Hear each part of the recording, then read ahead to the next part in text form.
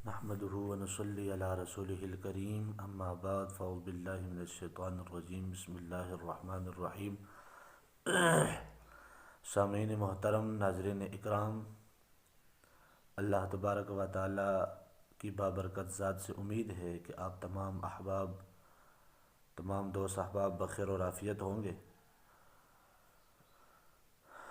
سامعین محترم، آج آپ حضرات کے سامنے جو میں گزارش کرنے لگا ہوں وہ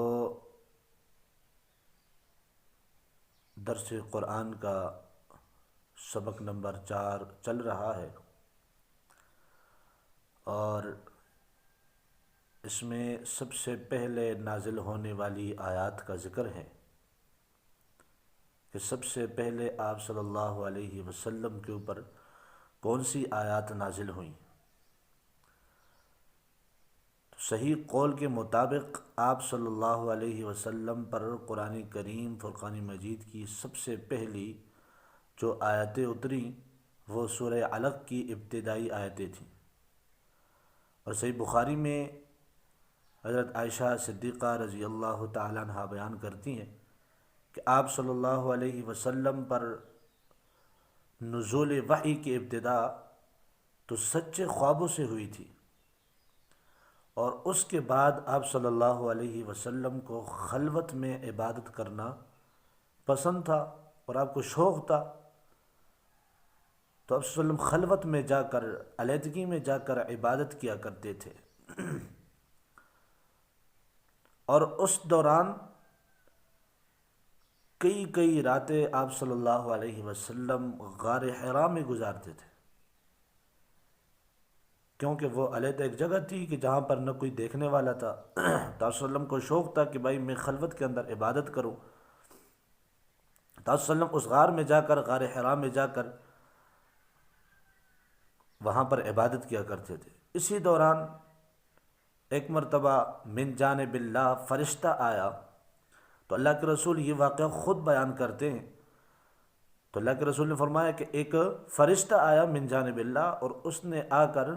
مجھ سے کہا اقرا، تو میں نے کہا کہ ما انا بقارئ، میں پڑھا ہوا نہیں ہوں۔ تو انہوں نے، اس فرشتے نے کیا اللہ کے رسول نے فرمایا کہ اس فرشتے نے مجھے زور سے پکڑ کر بھینچا، یعنی دبایا، اور پھر فرمایا اقرا، میں نے کہا ما انا بقارئ، میں پڑھا ہوا نہیں ہوں۔ تیسری مرتبہ پھر فرمایا اقرا، میں نے کہا ما انا بقارئ، میں پڑھا ہوا نہیں ہوں۔ چوتھی مرتبہ پر فرشتے نے کہا اقرا بسم ربک الذی خلق، پڑھیے آپ اپنے رب کے نام سے جس نے پیدا کیا ہے، خلق الانسان من علق، اس نے انسان کو پیدا کیا ہے من علق، ایک منجمد خون سے، ایک جمے ہوئے خون کے لوتھڑے سے انسان کو پیدا فرمایا ہے۔ اقرا، اور پڑھ لیجئے، وربک الاکرم، تیرا رب بڑا کریم ہے۔ تو یہ ابتدائی آیات آپ صلی اللہ علیہ وسلم کے اوپر، یہ 3 آیات ہیں جو آپ صلی اللہ علیہ وسلم کے اوپر سب سے پہلے نازل ہوئی اور سب سے پہلی وحی تھی۔ تو اس کے بعد پھر آپ صلی اللہ علیہ وسلم پر 3 سال وحی کا سلسلہ بند رہا، جس کو فترت وحی کہا جاتا ہے، کہ 3 سال وحی بند رہی، اور اس کے بعد پھر آپ صلی اللہ علیہ وسلم پر جو ہے نا، آپ کو یہ فرشتہ 3 سال کے بعد، وہی فرشتہ جو غار حرا میں آیا تھا، وہی فرشتہ آپ کو آسمان اور زمین کے درمیان دکھائی دیا، اور اس نے آپ صلی اللہ علیہ وسلم کو یہ آیات سنائیں، سورہ مدثر کی ابتدائی آیات یہ اس فرشتے نے سنائی، اور آپ صلی اللہ علیہ وسلم کے اوپر وحی کی۔ اور اس کے بعد یہ 3 سال کا عرصہ گزر گیا، اور اس کے بعد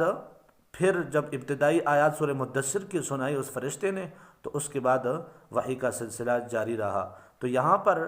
ایک چھوٹی سی بات ہے، اگر میں کہوں، اور اگر اس میں کوئی بھی اس طرح کی مجھ سے غلط فہمی ہو گئی تو آپ ضرور میری اصلاح فرمائیے گا۔ دیکھیں، اب فرشتہ جب آیا اللہ کے رسول کے پاس تو اس نے کہا اقرا، پڑھیے، لیکن اللہ کے رسول نے فرمایا کہ میں پڑھا ہوا نہیں ہوں۔ تو یہاں پر بعض خطبہ اپنے خطیبانہ انداز میں کہہ دیتے ہیں، بعض علماء نے لکھا بھی ہے، اور بعض اپنے ایک شوق اور وجدان میں کہہ دیتے ہیں۔ بھئی یہاں پر اللہ کے رسول نے فرمایا کہ اب فرشتہ پیغمبر سے کہہ رہے کہ پڑھ، اور اللہ کے رسول نے فرمایا کہ میں پڑھا ہوا نہیں ہوں، تو یہاں پر بعض اپنے شوق اور محبت اور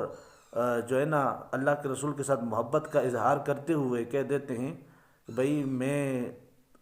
تیرا شاگرد نہیں بننا چاہتا۔ تو جب فرشتے نے اللہ کا نام لیا، اقرأ بسم ربک الذی خلق، کہ اپنے رب کے نام سے شروع کیجئے، پڑھ لیجئے، تب اللہ کے رسول نے پڑھنا شروع کر دیا۔ تو یہاں سے یہ بات ثابت ہوتی ہے کہ اللہ کے رسول صلی اللہ علیہ وسلم وہ جبریل امین کے شاگرد نہیں ہیں، بلکہ وہ ڈائریکٹ اللہ کے شاگرد ہیں، کہ اللہ تبارک و تعالیٰ نے ڈائریکٹ پیغمبر کے اوپر آیات کو اور پورے قرآن مجید کو نازل کیا۔ تو سامعین محترم، اللہ تبارک و تعالیٰ سے دعا ہے کہ اللہ تبارک و تعالیٰ مجھے اور آپ کو صحیح معنوں میں قرآن مجید کو سمجھنے کی اور اس کو آگے پہنچانے کی توفیق عطا فرمائے، اور حق سبحانہ و تقدس مجھے اور آپ کو عمل کرنے کی توفیق عطا فرمائے۔ والسلام علیکم ورحمۃ اللہ وبرکاتہ۔